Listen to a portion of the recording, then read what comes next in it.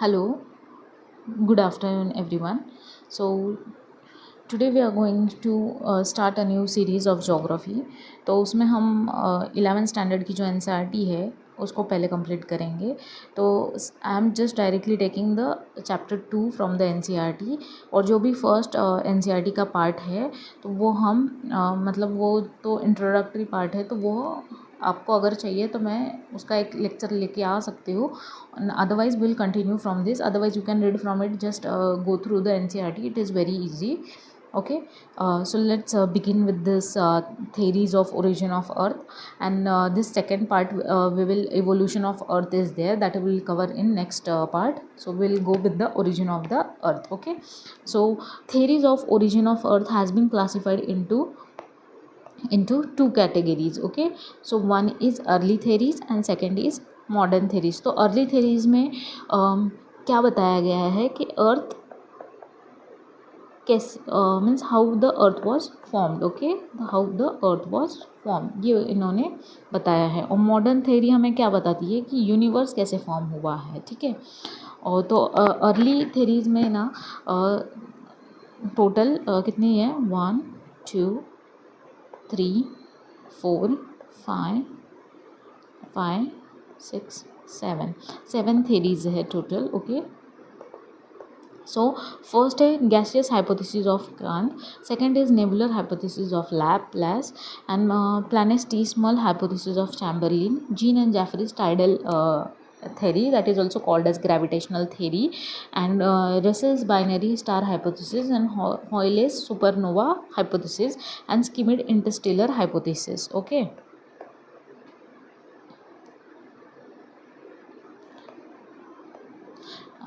then second is modern theories.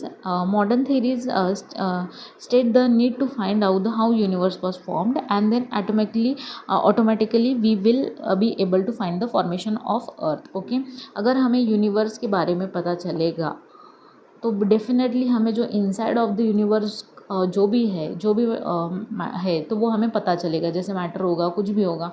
Likewise earth is inside the universe. So हमें basically अगर बड़ी चीज़ कोई पता होगी तो उसके अंदर क्या है तो ये तो हमें पता ही चल जाएगा. So this was the basic principle of modern theories. और जो पहली अर्ली थेरीज थी तो ये हमें बस ये बता रहे थे कि अर्थ कैसे फॉर्म हुआ है. ओके,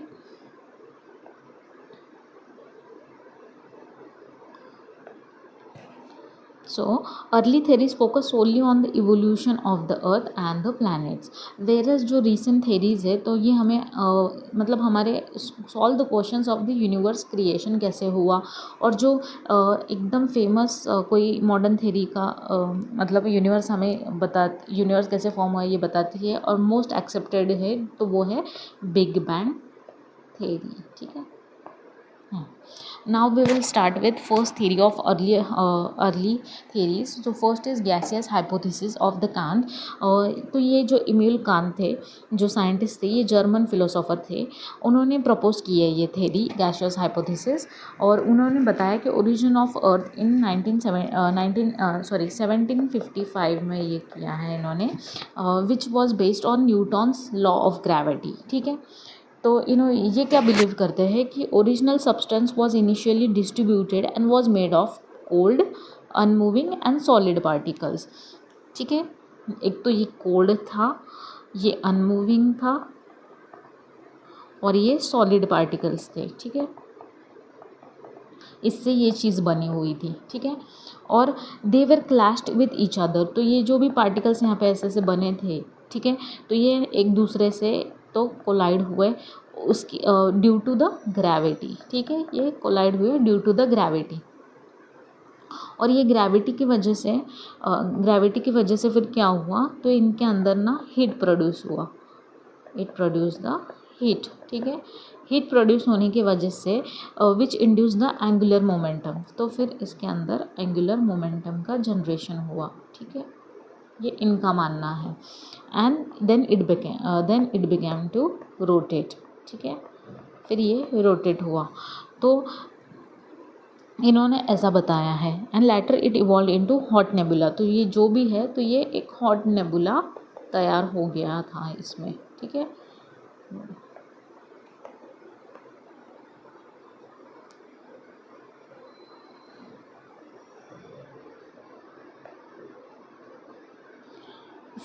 तो ये हॉट नेबुला जब तैयार हो गया, तो ये जब हॉट नेबुला तैयार हो गया, then what causes, then it began to rotate, ये बहुत रोटेट होने लगा, इसकी स्पीड ऑब्वियसली बढ़ गई क्योंकि हीट हो गया था, एंड प्रोग्रेसिवली मतलब इनका इंक्रीज हो गया स्पीड, ठीक है, progressively speed has increased, okay, and this rotation result in strong centrifugal force, यहाँ पे सेंट्रीफ्यूगल फोर्स जनरेट हुआ,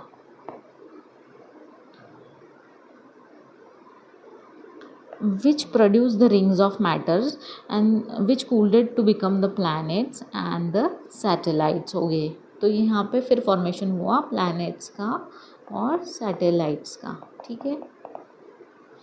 According to the widely accepted nebular hypothesis, the Earth formed from the massive cloud made of primarily hydrogen and helium. Okay, contraction and rotation and lowering temperature result in the formation of small particles. After 10 millions of the years, condensation हुआ, accretion हुआ. This started up clump together. तो ये सब ऐसे से clump हो गया and the Earth was created around 4.5 billion years एगो,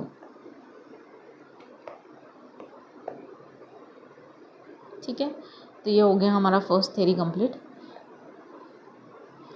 व्हाट आर द क्रिटिसिज्म, तो अभी कुछ ना कुछ तो ड्रॉबैक तो होगा, थ्योरी है तो इनका एक तो ड्रॉबैक क्या था कांत का कि he claim that universe is included into the primordial matter but did not explain where the it came from, जो भी ये प्रीमोर्डियल जो मैटर था तो वो कहाँ से आया ये इन्होंने बताया नहीं, मतलब हमें समझ में नहीं आया कि इन्होंने कहाँ से ये मतलब कैसे फॉर्म हुआ था। Kant did not explain the source of energy, इन्होंने ये जो सोर्स ऑफ एनर्जी कहाँ से ये जो भी फॉर्म कर रहा है तो उसका एनर्जी क्या है, that caused the random motion of the original matter particles which were first cold and unmoving, ठीक है। ये उनका एनर्जी, उनको एनर्जी कहाँ से मिली, ये कैसे मूव हो रहे, ये भी इनको पता नहीं था। It did not explain that it is impossible for primordial matters particle to collide and produce the rotatory motion, okay, it is an incorrect mechanism statement, okay। Law of conservation of angular momentum, Kant believes that the rotatory speed of the nebula increase as its size grew, which contradicts the law of conservation of angular momentum. It is exactly opposite of the law of angular momentum.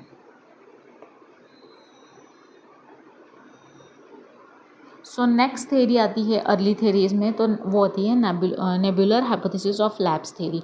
तो lapse theory जो एक mathematician थे, उन्होंने ये जो कांत की theory थी उसको एक रिवाइज किया, वो कब किया, 1976 में किया, ठीक है।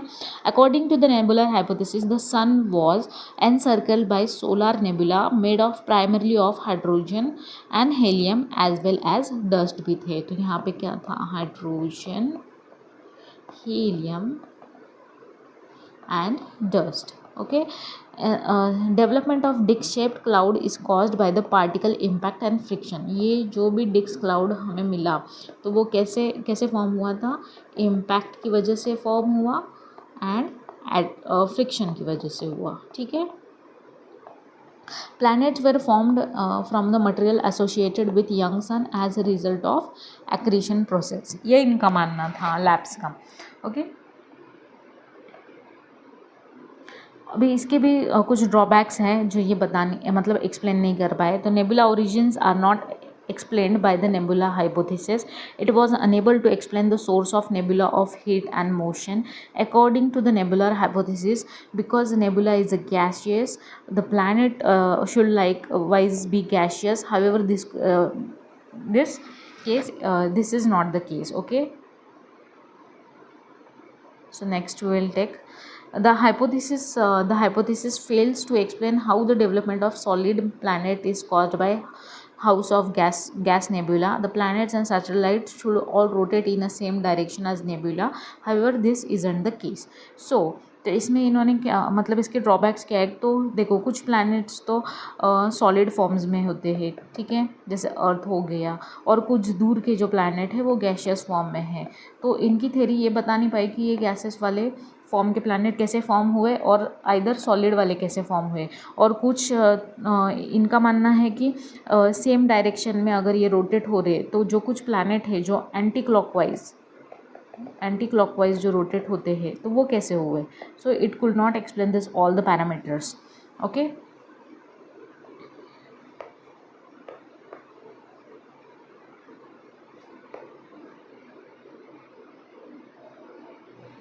Will go to the next binary theory और प्लानिस्टिसिमल हाइपोथेसिस ऑफ चैम्बरलिन। तो इनका अभी ये एक जो चैम्बरलिन साइंटिस्ट है, इन्होंने 1900 में Chamberlin and Moulton gave this theory, okay, binary theory.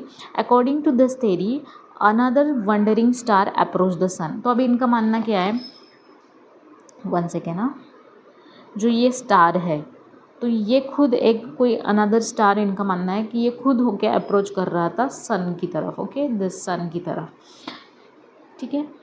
तो इस जब ये स्टार अप्रोच कर रहा था सन की तरफ, what it result it as a result the material cigar shape extension from the solar surface was separated. तो ये जो भी सोलर, जैसे अभी यहाँ पे दिख रहा है आपको, तो ये ऐसे सिगार के फॉर्म में, मतलब इन्होंने इसका नाम दिया है कि ये सिगार के फॉर्म में ऐसे मूव हुआ जब ये स्टार अप्रोच कर रहा था सन की तरफ। तो ये एक material as a result separate out हो गया। और जब ये सेपरेट आउट हुआ तो sun with its very high temperature, तो सन के पास एक तो high temperature project the material called as prominence, okay, prominences, ठीक है। The particles of this material got close, मतलब ये जो भी यहाँ पे ऐसे पार्टिकल्स है तो वो एक जगह पे क्लम्प हो गए, मतलब ओके, क्लम्प हो गए to form the planets and lot of heat was generated in this process. अब जब वो एक साथ मतलब नज़दीक आएंगे तो वहाँ पे हीट जनरेट होगा और ये हीट जनरेट की वजह से ये प्लैनेट फॉर्म हुए, ठीक है। फिर the material separated material slowly condense into the planet and passing the star moved away and the sun continue to spin. तो ये सन कंटिन्यू टू स्पिन हो गया और ये जो भी स्टार था ये मूव्ड अवे हो गया over the period of time, ठीक है। तो ये था binary theory of Chamberlin and Moulton, ठीक है, मोल्टन। तो इनके भी कुछ ड्रॉबैक्स होंगे, वन सेकेंड ना, we will continue with the Jean and Jeffreys tidal theory and gravitational theory, ठीक है। तो जीन और Jeffrey they both were the scientist from the UK, okay. To explain the formation of Earth and our solar system, they proposed the Jean and Jeffreys tidal hypothesis. What this means, उन्होंने क्या कहा कि gravitational force of जो दो star का है resulted in the formation of our solar system. इनका मानना है कि जो ग्रेविटेशनल फोर्स दो स्टार का है, दे मीन टू से 2 स्टार्स वेर देयर, तो इनकी वजह से प्लैनेट और सोलर सिस्टम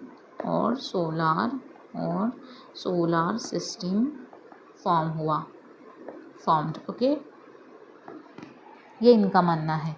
तो इनके पास तो एक है तो प्रिमिटिव सन है, the primitive sun is the early stage of the sun, ठीक है। तो ये आपको यहाँ पे दिख रहा होगा प्रिमिटिव सन एंड एक होता है intruding star, okay, one second, will have this, okay.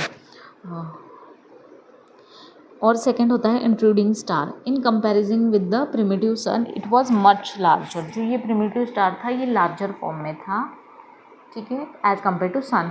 When intruding star pass close enough to primitive sun, hot gases tides rose on it. The cigar-shaped hot gases particles were separated from the primordial sun when the intruding star was closest to it across the entire travel distance. Jeans and Jeffrey referred to this as filament as a cigar shape because the filament central sectors were bulgy and had more gas material. Bigger planets like Jupiter, Saturn were formed.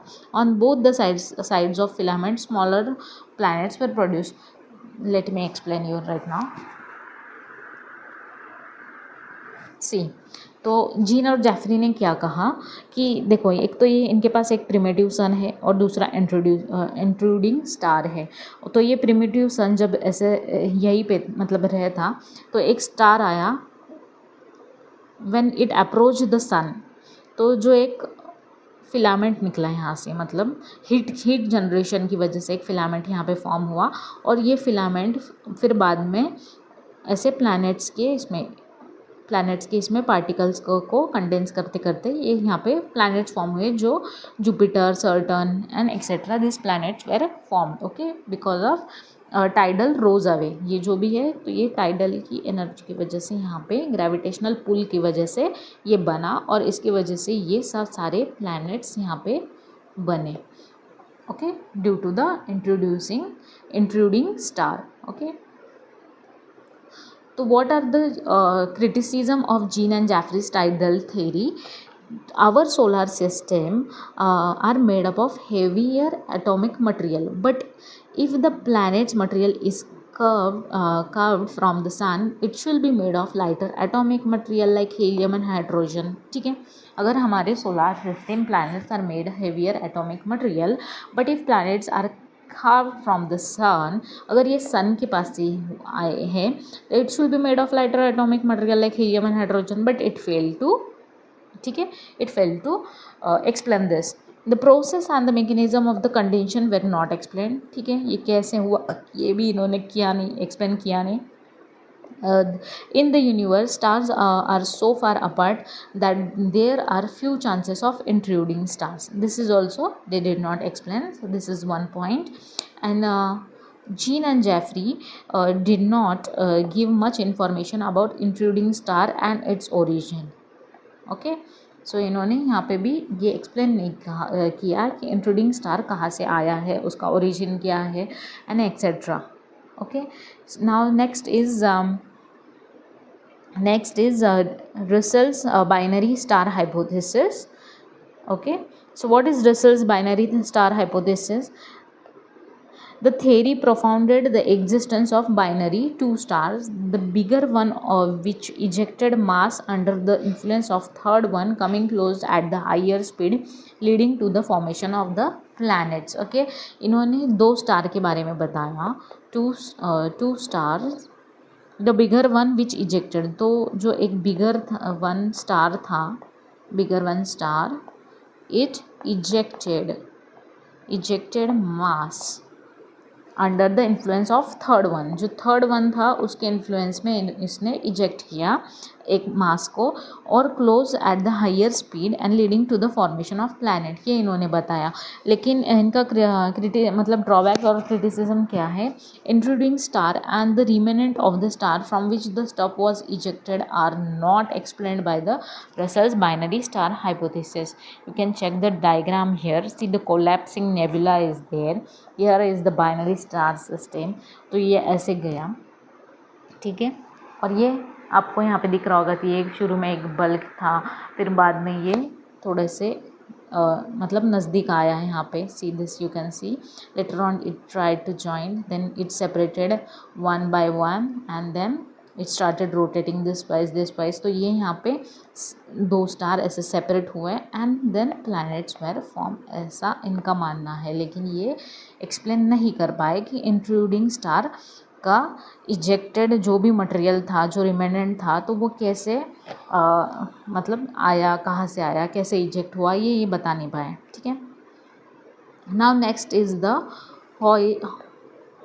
Hoyle supernova hypothesis. In 1946, the Fred Hoyle proposed this theory. Okay, what he said that sun used to be twin with another star, which burst due to the nuclear process that transformed lighter components into the heavier ones. Okay, the sun used to twin with the another star which burst due to the nuclear process. यहाँ पे क्या हुआ, nuclear का process हुआ, ठीक है, nuclear का process हुआ that transport the lighter component, जो भी लाइटर कंपोनेंट्स थे तो इनटू द हेवियर वंस हो गए.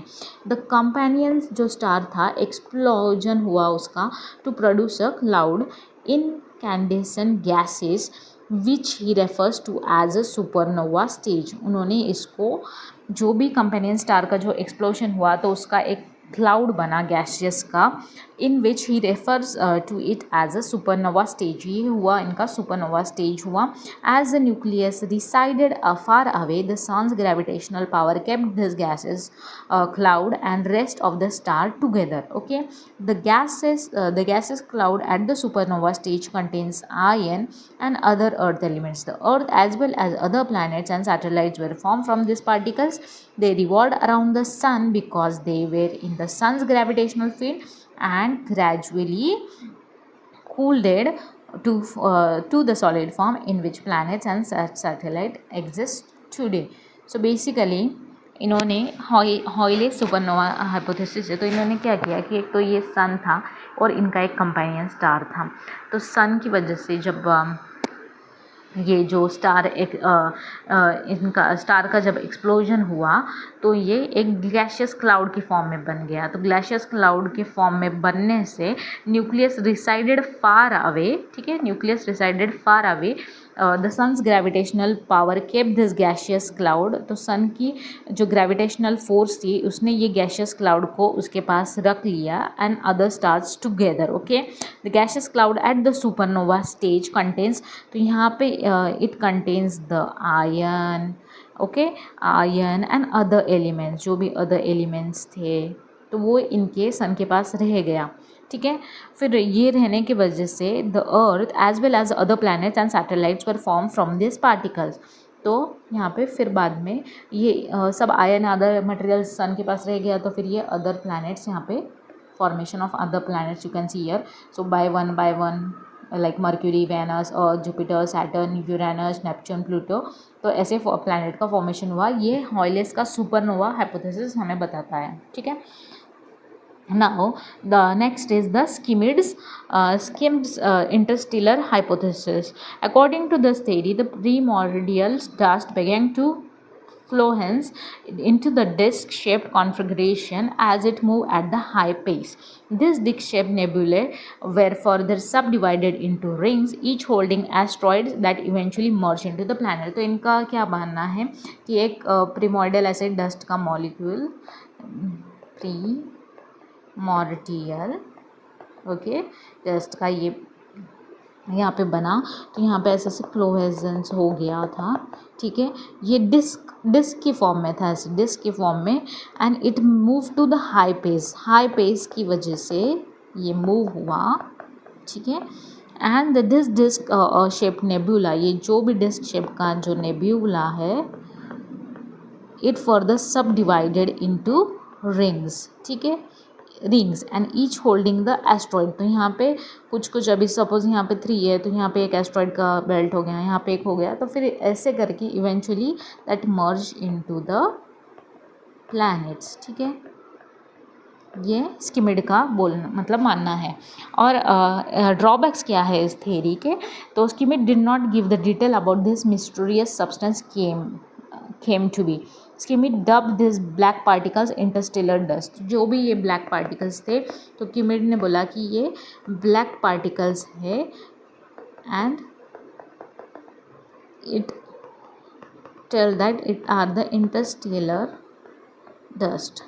पर लेकिन ये जो asteroid from where this asteroid this mysterious substance came, ये इन्होंने एक्सप्लेन नहीं किया. ठीक है, तो ये हो गया स्किमिड की इंटरस्टेलर हाइपोथेसिस की theory. Now next is the big bang theory. Now big bang theory is a modern theory. It is a modern theory. Now we have completed all the early theories. Okay, now we are going with the Big Bang theory. Now what is Big Bang? One second, let me rub this. Okay. So, what is Big Bang Theory? After the Edwin Hubble proposed the constant expansion of the universe, another Belgian cosmologist came up with the Big Bang Theory in 1931. Okay, this theory was came into the 1931. Now, according to the Big Bang Theory, all the matter that made up the universe resided in a single location with the volume smaller than an atom and unlimited temperature and indefinite density. Okay, what is their volume location with the volume smaller, okay, smaller than atom. This is the first point. Second is unlimited or indefinite temperature hai. And third is density, that is also infinite. Okay, this theory suggests that the universe at some point in a time was condensed into a single particle and later started expanding infinitely after a huge explosion. The expansion later gave birth to the nebula, and it in turn coalesced into the stars and planets. The science community unanimously agrees over the age of the universe to be around 13.8 billion years. Okay, around 3 lakh years after Big Bang, the universe turned transparent due to the production of atomic matter. Okay, so basically what the Big Bang theory is telling us, one second, see, in the beginning universe in the form of tiny ball it was there. Like, see, you can see here the tiny ball exploded violently and it was around 3.7 billion year ago. Okay, now this is the tiny ball is unimaginably, it is a small volume, वहाँ पे indefinite temperature है, indefinite density भी है वहाँ पे, ठीक है, temperature, volume. Okay. Now what happens, this tiny ball have exploded violently. तो इसका एक्सप्लॉयडेशन होने के बाद रैपिड एक्सपांशन हुआ, ठीक है, और फिर ये एक्सपांशन जब रैपिड हुआ तो ये बहुत ज़ोर से हो गया. उसके बाद में ये धीरे धीरे स्लो डाउन हो गया and it got separated likewise. And after this many years from the Big Bang theory, temperature dropped to 4.5 Kelvin. ठीक है, तो ये ड्रॉप हो गया है यहाँ पे temperature. Then universe became the transparent and universe is now yet still expanding phase. Okay, so this is what all about the origin of earth. This is all about the origin of earth. Origin, 1 minute, it's all about the origin of earth. The next part of this chapter 2, part 2, we will discuss about evolution of earth. Okay, so ये second part हमें लेना है तो वो हम next lecture में लेंगे. If you have any doubts और anything, any queries about this lecture, you can comment in the comment section. Please do like, share and subscribe the channel. It will definitely motivate me for bringing such more lectures, and it keeps me motivating to bring out good content for you. Thank you.